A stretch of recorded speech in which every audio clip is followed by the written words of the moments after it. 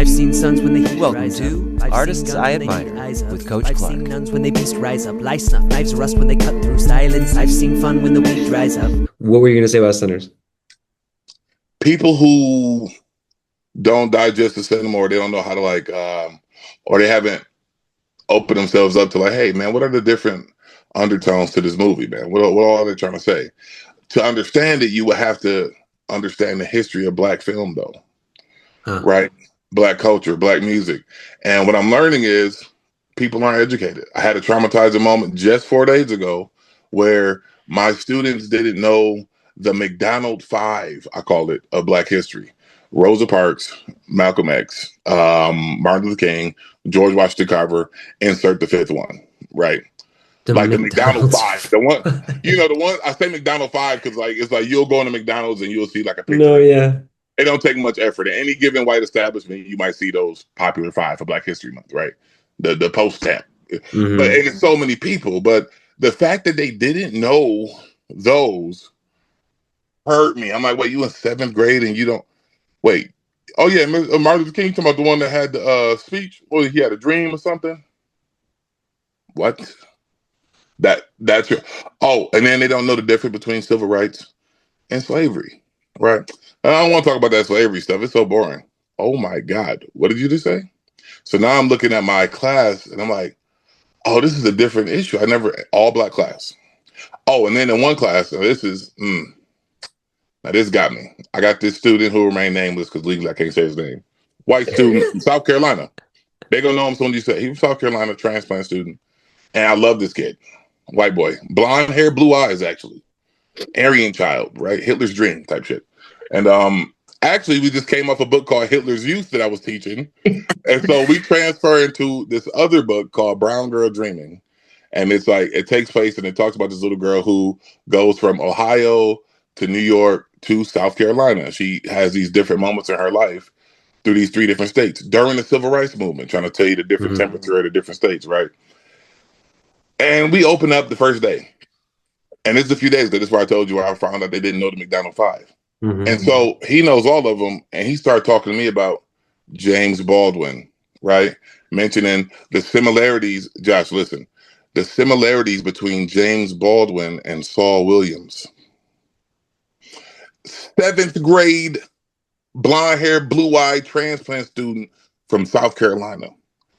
None of the students know who Saul Williams is. Dropping knowledge. None of the students know who James Baldwin is. This kid is then he realized, he's 7th grade still. So he realized he flexing. Now he going all in. He's like, oh yeah. And then, we can go back, George Washington Carver, he was, the relationship between peanuts and soap. And now he flexing. And what's crazy is he hanging. I'm like, his bag is deep. He's going quoting Frederick Douglass, right? All this in front of the class. Now, what I don't like is then the class get bored. I got people falling asleep, and now I'm taking it personal. This is where I made my mistake as an educator, because now I'm putting Kenn in here and ain't Mr. Hopkins no more. Hell, fuck it. Book was in the building on that. I'm like, hold on, man.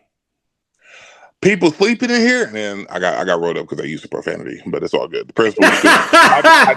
I did get rolled up though. I used the profanity, and I was like, what the fuck is wrong with y'all, man? What is wrong with y'all? You sleeping right now? And I had like a crash out moment. I didn't cry, but you know how my voice trembles. I let them see that. No, none of them ever seen me like that. They don't know me like that, but they saw it then because I was so upset. And it wasn't even upset at them. It just says where the culture went, and then like all this stuff about the big beautiful bill, and we all were hurt. Like history. I was devastated. Like I didn't even know it was all these feelings coming out of nowhere. And I was just like, it felt like the anger tear monologue first day. Like when you watch somebody else go, like it felt like that. And I was just like, I just felt I felt helpless. Cause then the students still didn't, and they still wasn't getting it. And then the main thing was my Black boys. I went on this whole speech. I'm like, man, why do you think I talk about y'all all the time? I'm like, y'all the targets, man. I'm like, it's not going to be fair for you. And you sitting here laughing. We always quick to laugh. You're always joking. And y'all the main ones I need on my side. And now I'm like going in. But I was like, because it's the white student, I'm like, man, he over here styling out. He don't even need to know this. I'm like, Logan, you can forget about all the information you just told me tomorrow. You're going to be all right. In your life, you're going to be okay, bro. You don't have to know this. I mean, you do, but you don't have to know this. You're already good. I know white men my age who don't know what you know, Logan. Mm-hmm. But the ones who are here have an identity crisis. You just told them their identity, and they not going nowhere to latch on. They not latching on. You know. Longer story shorter, I went on a spiel. I went on like a 15-minute sermon, and it was full of profanity.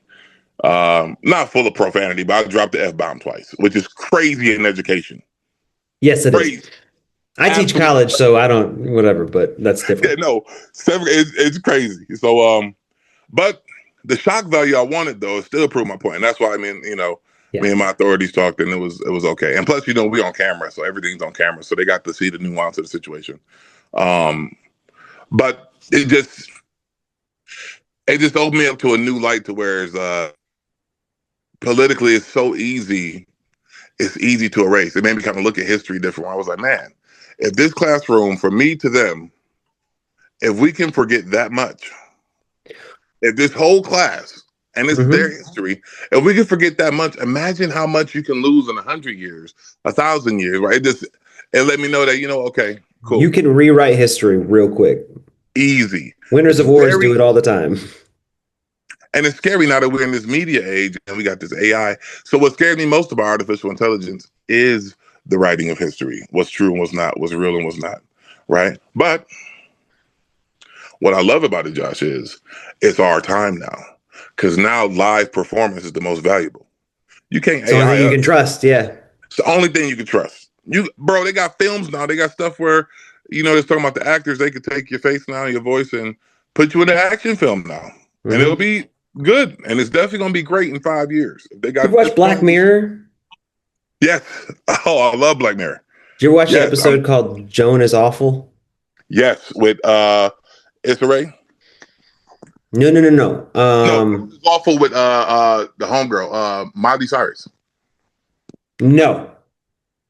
It's the one with the did you ever watch Schitt's Creek? Oh no. I know what you're talking about. It's the one where Netflix daughter from Schitt's Creek. Yes. Yes, where Netflix was part of the episode. I've seen all the episodes, so I know both ones you're talking about, and they're fire. Yeah, Issa Rae is fire, but the way information moves is crazy, and live performance is definitely it's an experience that I tried writing about this as my one-person show, and I don't think it's going to make it in, but people have been saying theater is going to die since the Greeks.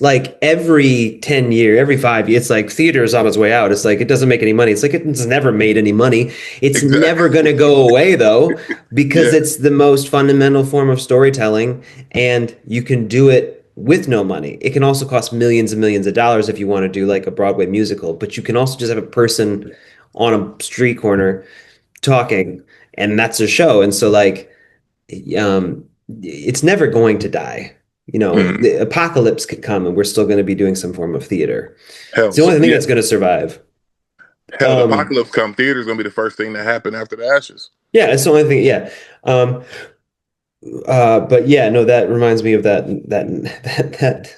fucking Joan is Awful episode where it was we're AIing TV shows based on what you want. And then there was a theory of you can scroll through and create the movie in front of you. I want an action thriller with this person, start with this plot line. Yeah.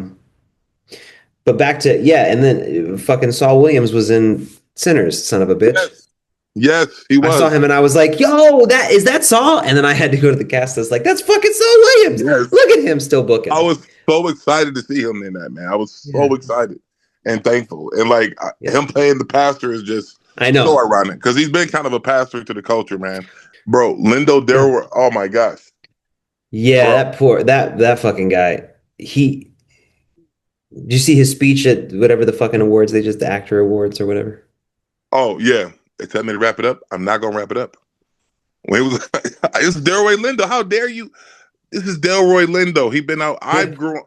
He's been around forever, and now that's the crazy shit about this industry is he was on Broadway with James Earl Jones and and Denzel. He brought Denzel. He a pioneer to the game. He was on stage with Morgan Freeman and then even in movies he was in Malcolm X. He was in Crooklyn.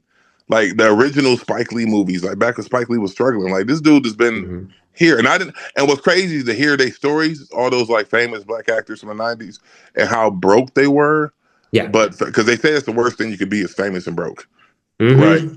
Because everybody knows you, and I'm thinking as a little kid, like, oh man, he must be real good. I think I'm a. But the whole time he catching the bus.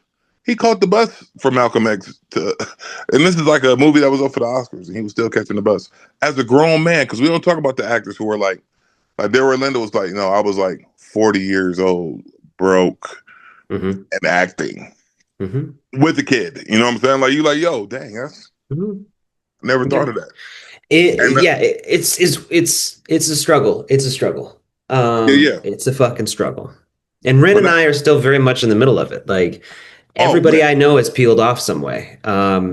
We're kind of a blessed generation because we kind of knew more about it before we got into it. Like we kind of because the outer acting professors, the people told you, hey, if there's anything else you want to do this. I remember me and you was in the hallway. I think it was me, you, and I don't know if it was KP or Harry. And remember, I think it was like a couple days after he told us about his Shakespeare in New York story. He was what's the man's name? I'm forgetting the black actor name. Oh man, rest in peace too. And he was telling us, and I was kind of had to say something like, man, you had this nice run in New York, man. I think I was like making fun, like, oh man, you should have where your business at, something like that. I was saying, as a man coming in, it's one thing for a lady to come into this in her social life and be 40 and broke as an actress or dancer. It's another thing to come in as a man, right? A man who wants a family, and he's typically talking about your straight cisgender male, and you're broke at 40. You're talking about an actor. Yeah, your love life's gonna operate a little different because that's what he was telling me. He was like, yeah, it's gonna be, it's kind of those jobs gonna start looking different. When you looking at that paycheck, or you going a whole year without a gig and you in New York on noodles, and it's cool when you in your 20s. It's real like James Dean, like rock star, like. But as you get older, society start looking at you a little different about that choice. When you 21 and you telling people you're acting in New York and you starving, cool as shit. 38, and you telling people you're an actor, it look a little silly, sadly. But I just remember that conversation and just like choosing the grit and being able to like love it that much. Only an actor only an artist, I'll say, can understand. Like I have to create. Like even right now, bro, I'm literally I got this Frederick Douglass show I'm doing in Grand Rapids. And like I literally, like when you was talking about work, the work labor is the play. Now I'm not a parent, but like even now I'm like, bro, working on this monologue is so fun. Like I don't even have a game system, bro, but like, which is crazy because I thought I'll be an adult that played video games. Theater stole that away from me, bro. That's where I want to stop playing video games, was theater, because it's a different kind of video game. It's a different place for my imagination, But go ahead. I'm sorry. So who are you? What do you do? Where did you start when it comes to acting and theater, and how did you get involved? Oh man, I love this question. And the thing about this question, I think a lot of actors can verify, like the feeling that goes in your stomach when people ask you this, like, how did you get into it? It's always like a different painting in how you answer this or how you feel when you answer it, because you get to like replay through all of it. But for me, my name is Kenn Hopkins Jr., hailing from Flint, Michigan, right? And I'm only wearing Houston gear because that's where I found myself, right? Shout out. And it's baseball too. Shout out to the Clarks for helping me find a deeper love of baseball too. But you're not in Houston right now, are you? No, I'm in Flint. Oh, okay. I'm in Flint, you said West Side. All right. Oh yeah, West Side of Flint. Yeah, the nice side. But that's why I said that earlier. I was like, I'm on the West Side, brother. I ain't got older, bro. I do not mess with the hood like that no more. Listen, hood, I love y'all, but I like the farm life, man. I like being around like natural animals. I don't have time. I need tranquility, brother. Show me I'll go to the bingo hall, bro. That's where I'm at. I like to be at the grocery store. I'm all the way a bitch. I am good with it. Yes, but I don't want no smoke, conflict, no conflict. None. That was my adventure, and that's how I talk to the students too. They'd be like, "Man, you making this money? Don't you want it?" Because they see, I still wear Jordans to school and all that. And I be telling them, like, man, bro, I don't even care about this. These just leftovers that I have, like the stuff I value now in life, man. Like I truly look forward to like sitting under like I got like certain trees I sit under, like writing in my journal. Like I do so many things for my own attention that I don't even want to share with people. I've never enjoyed my own company so much. Right. Like I don't, that's a better way to say that, but I can't find it No, right now. that's a great way to say it. It's so like I feel so free from it too, man. Because especially in your 20s, you know how painful the 20s feel when I be thinking back on my 20s, bro. Like, You know what? Fuck what we were talking about. Let's talk I'm about sorry, this. the 20s. Yeah. Man, youth is wasted on the young, brother. It's wasted on the young. And I know it now. And I'm so glad I know it this early at 39 going into 40 because I look forward to like the next however many years I got on this planet, bro. Like I can't wait to turn 40, bro. Look at this. I don't care. I'm not dying it. I'm not dying it. That's the kids. Oh yeah, for sure. That's the kids. If you weren't teaching, that wouldn't have happened. For sure. But look though, I got like 2 more. I got like 2 more years. And it's going to be like, I'm good with the grays though. I am excited about the grays. I am sick of being carded. I'm like, yo, I'm almost 40. Can we get over this? Can we get past dude, this? Josh, I'm ready to go through it. I'm ready. I went to my girl beautician and I was trying to dye my hair all white. It would be too harsh on my hair. It'd be so many stages before it hit blonde. She was like, you got to salt and pepper more. But anyhow, the 20s was so traumatic, bro, just because of the confusion. Like I used to look back, in my 20s, I used to say middle school was the worst time of my life.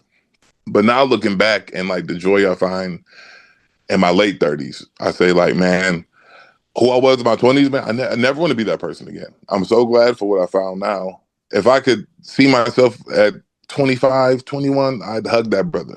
I'm like, man, like I might hit him first. Of course. And then I'd hug him. But I might hit him first. It'd be one of them backhand disrespectful. What the fuck you think you are? And then upside the back of the head, one of these. Like, who the fuck do you think you are? One of backing up by his hoodie, like, nigga, hold on, bro. What you like? You think you know something, don't you? Think you tough? No, man. Even if, and remind us because like the best thing about the 20s, I will say, bro, is the music we made, bro. I ain't gonna lie. I look back on the music and I'm like, if we was really living the lyrics, it was almost like people was capping about gangster stuff and we was capping about like being monks or whatever. Like we was capping about being good guys. I was anyway. I feel like I was like, I understand these lyrics, but like, I was really capping about a lot. I mean, I was trying to figure out, and then you rap what's around you too. All right, let's not get this wrong for the chat. Listen, okay, let me just take my sage hat off. I had a blast. Wait, is this me alone with the chat? Hold on, if it's still recording, it's just me. I came back jumping out of flames until my legs, man. Stress brought headaches like a 3-hour headstand. Too broke for the gas, man. Thoughts to the trash can. Guilt forced years of tears from the past, man. Tired of being the one behind the last, man. Family drama brought death to my grassland. My hues greener. Grandfather died before I could even see him. Older brothers died before I could even meet him. That would have been okay. Too old to Jesus to say, Kenn, you out of line. That devil got to break away. Well, they're not here. And neither is my son yet. Because how we going to survive when I ain't even got my gun yet? But guns let. Savages had their way with the mother's game. Bullets couldn't let you feel kickback from a mother's pain. Going insane. So dissolved in our concrete. Too proud or too jealous to really let a mind speak. That's when the mind's weak. It succumbs to kill love. Money can't kill us. It's just paper. But it still does. Type of time. And that's just one verse. That was one of the best songs you ever wrote, though. That was hands down. I still remember that. Oh man, that song is. I wrote it at your house, and you know what's crazy, bro, about that experience, man? I got to thank y'all too, because I know, like, at U of M, it was so many different places we landed, bro. Shout out to the Green Goblin. Like, it was so many different areas, and we had so many different people's houses we would go to. Mm-hmm. We was literally all over the city, out in Clio, bro. We was out on Silver Lake. It was like when I think of college, I'm like, we had class on campus, bro, but we was everywhere. Like people on campus be like, man, Kenn, you was there, but like, where was you? I'm like, bro, for some reason, we was all over this mug, bro. We did nothing but drive, man.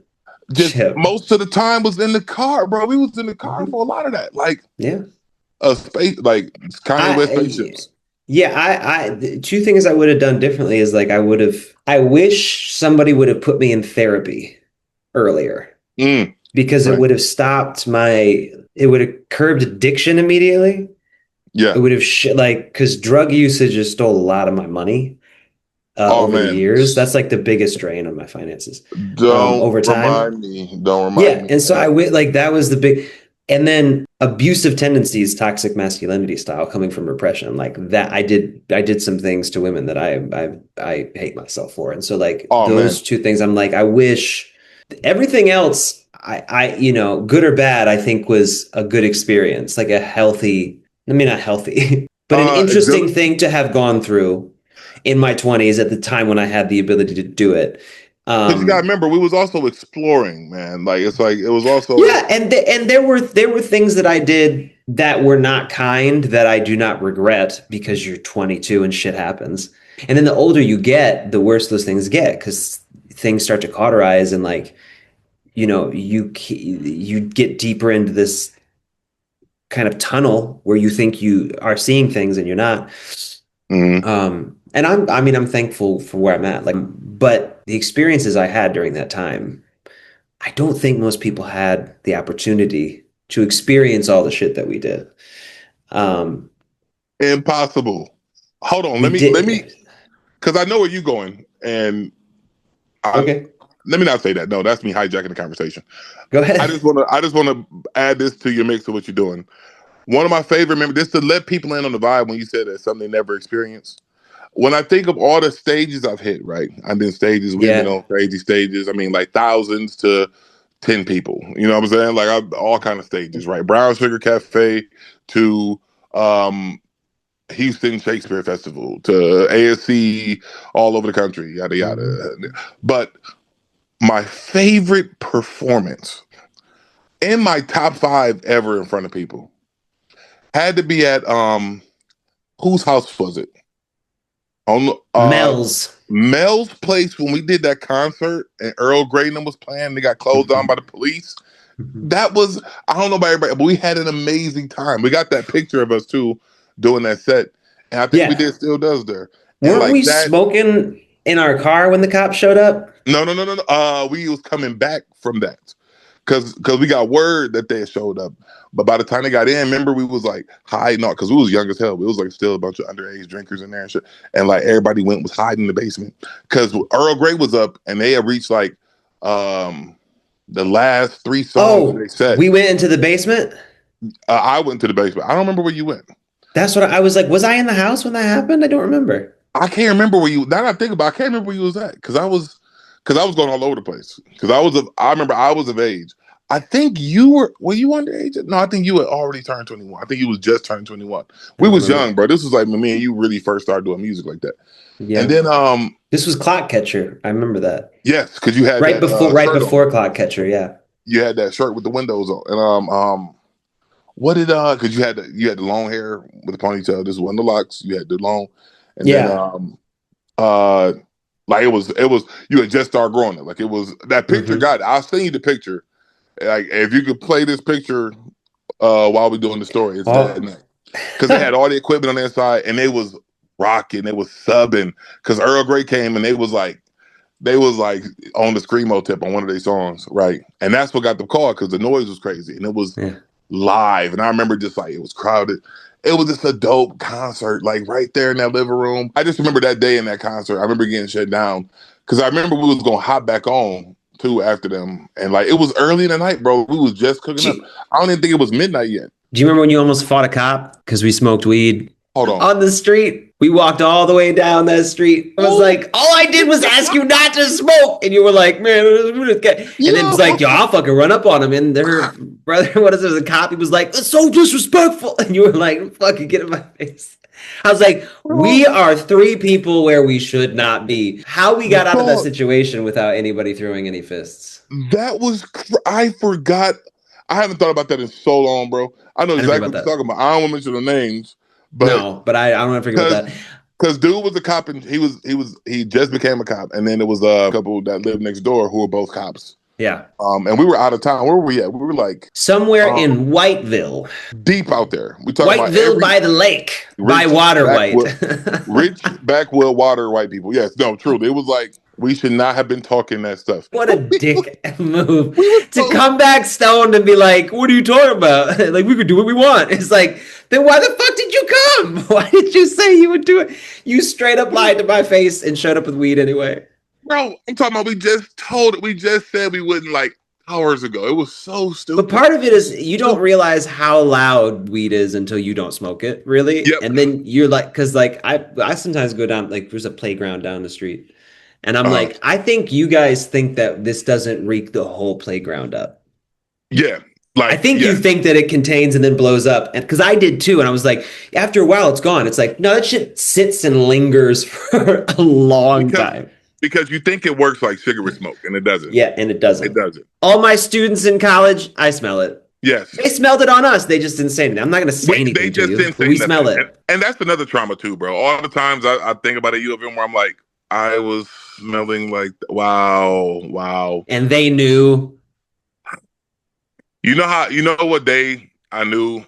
And what's crazy, this feel like a whooping. And it's Into the Woods. And I don't know, maybe the 5th time we went to go see it. When we clapped when she died.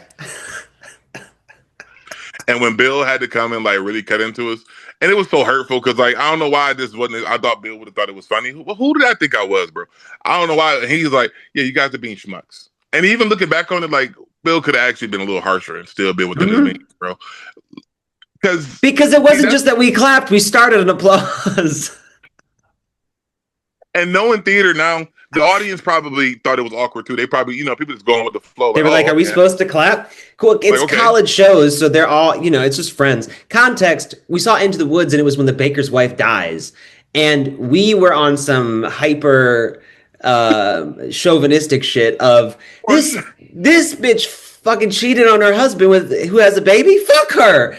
And so we told Alicia, like, when you die tonight, we're going to clap. And she was like, don't fucking do that. And then we did it, high and drunk in the audience. And the director, who's our professor, took us aside and was like, you are being dicks and I need you to fucking stop. I needed to ask something that night. That was definitely like.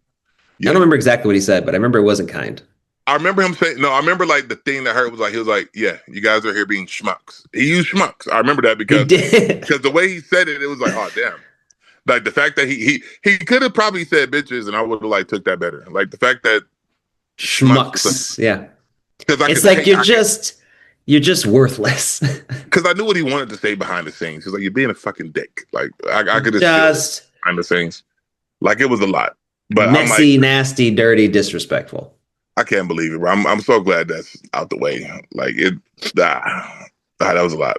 That was a lot. Yeah, that and then the graduation party, I think. Hey, we were all learning some things. And I always tell my students too, I'm like, man, look, when they say the brain don't mature until 25, man. You talk about being great.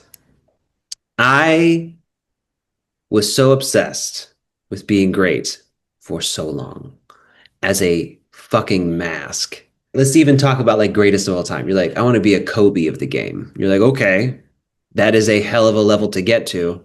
Do I not love myself because of the fact that I'd rather enjoy my life more by resting, relaxing, spending time with my family, than spending that much time training over something for the entirety of my life? I think that was something I was facing, like, because I still have something in me that's like, you have to be the best or what's the point? And I'm like, okay, cool, but I don't agree with it anymore. And then also the more I'm honest about like the work I'm doing as an actor and the work that I see, I'm like, there are so many fucking good actors.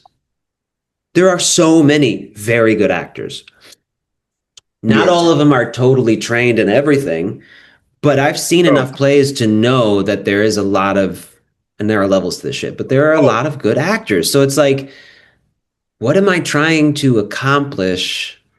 Where does it really come from? And I think there's something to be said about competition in art, acting specifically, and the idea of being great in theater.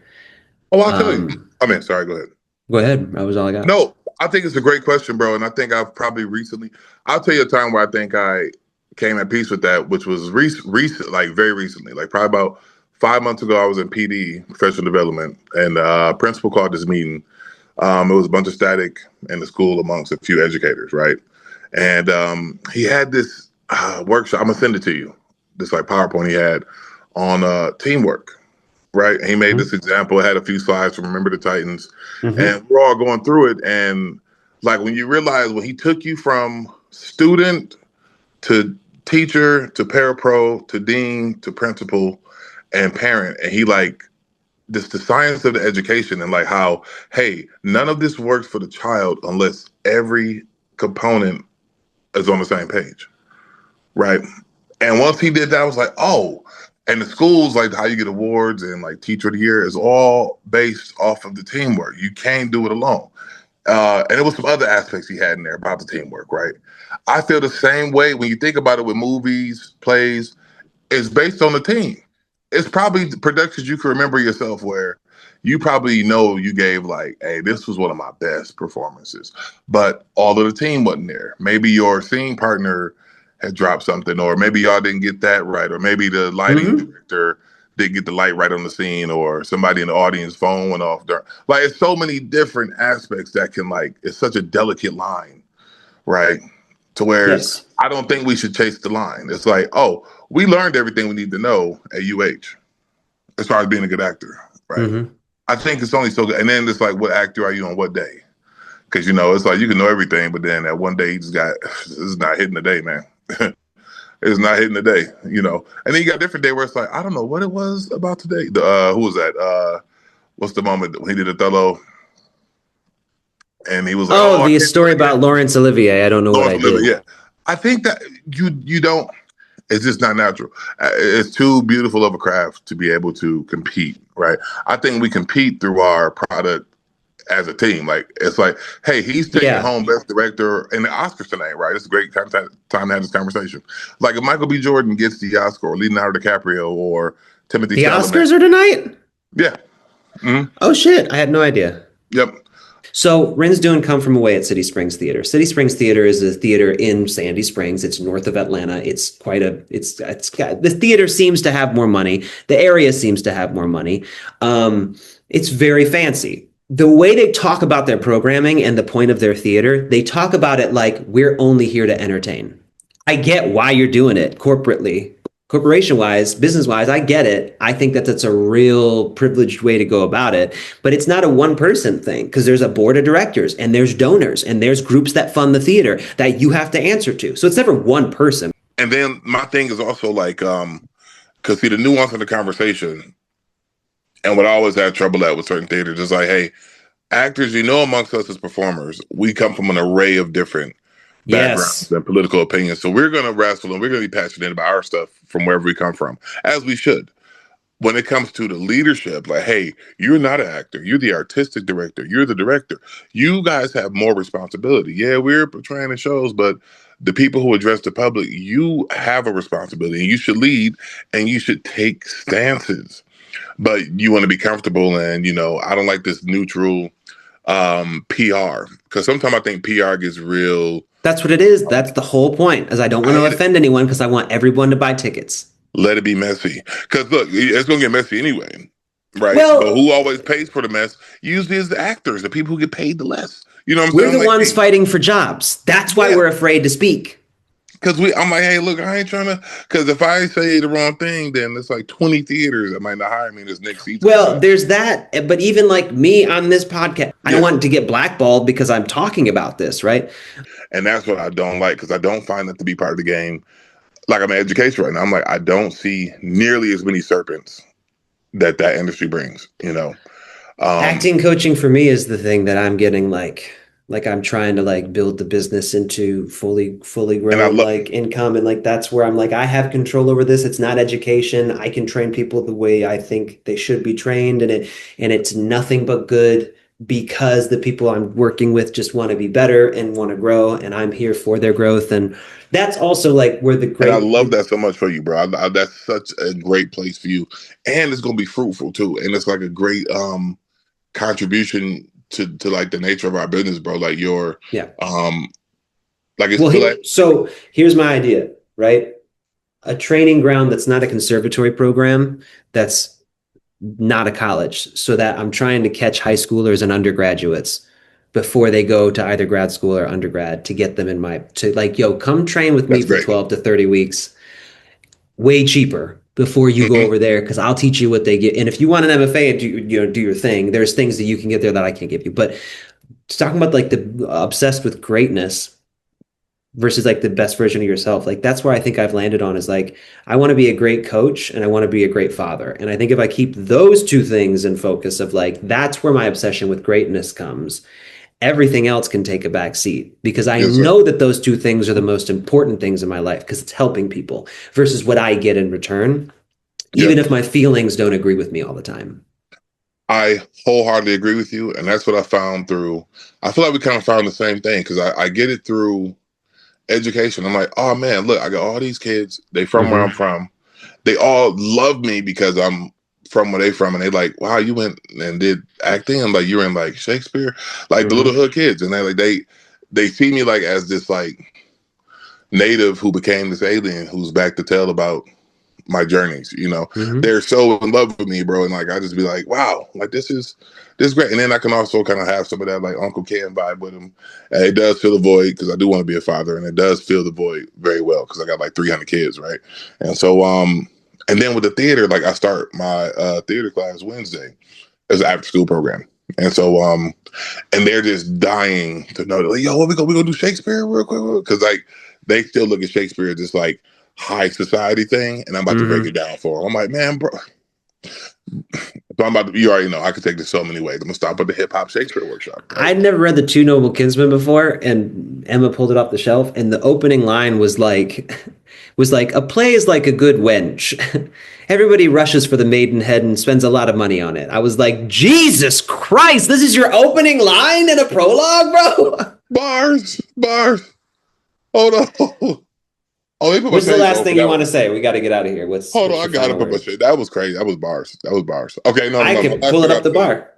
Last thing I have to say, but when we come to greatness, though, man, I just feel like a lot of people come into our industry, man, and it becomes about fame and fortune, right? And I definitely came in for those two things. I'm not gonna lie. I definitely came in. People told me I was good at it. I like attention, and at the time, I liked attention for not the best reasons. And I feel like what I found that really makes me feel whole inside, I think only people can find this for themselves whenever you feel it from wherever, is passing it along, man. I think the greatness is like, I'm more concerned now. Like, I'm like, hey, on God, I'd rather create a star than be a star right now. I will find so much more satisfaction and drop so many more tears if I created a Denzel as opposed to becoming him. I can truly say that, and God is my witness. Listen, the shades is off for their own, however you want it. I know I am at peace with that. And it was a long time getting here too. And I paid a lot of price and a lot of blood, sweat, and tears to come to that conclusion. I've been humbled, man. But I've also been like refueled, and I think just being centered here, like I know what actors mean. I know what like famous actors mean when they get those thank yous and they're like, hey, look, this wasn't the goal. I just can't help but do this. Like I understand now, like, and I think we've proven that. I think the great thing is, Josh, we know that we're not the shallow ones who came in this game for fame and fortune. We probably did, and then we ended up finding something else, and that's why we're here 40, still here. We can't leave it alone. We can't let it go. You know what I'm saying? Like, and I think that's a beautiful thing, bro. I think that's what's great about it. So we're great right now. Right now, when it comes to the competition of it, like we said earlier, yeah, theater and film is a team thing. If we run into the right team, yeah, we can get an Oscar. For sure. It's a team thing. But also the 96 Bulls, it wasn't Pippen, it wasn't Jordan. It's the fact that they all came together at that one time. Hey, that's just something special. If we find the 96 Bulls on stage, we do. If we don't, hey, you still have Reggie Miller, who one of the greatest three-pointers alive, who never got a ring. Does that mean he's not great? Not at all. You still got Earl Manigault, who was a hood legend on the basketball court. Never made it to college or anything. My wife is getting furious right now. I have to go. All right, my brother. Hey, let's do this again, man. Anytime, yes. bro. I miss you. I For love free. you. You know, you ain't got to ever pay me or nothing. It don't cost nothing, man. So You good? for free. And I'm gonna get to Georgia this summer. I'm visiting for sure. Like top of the break too. Yeah. Let us know, man. All right. Yeah, bro. It's nothing. Love you, bro. Love you, man. Peace. Peace. I've seen suns when the heat dries up.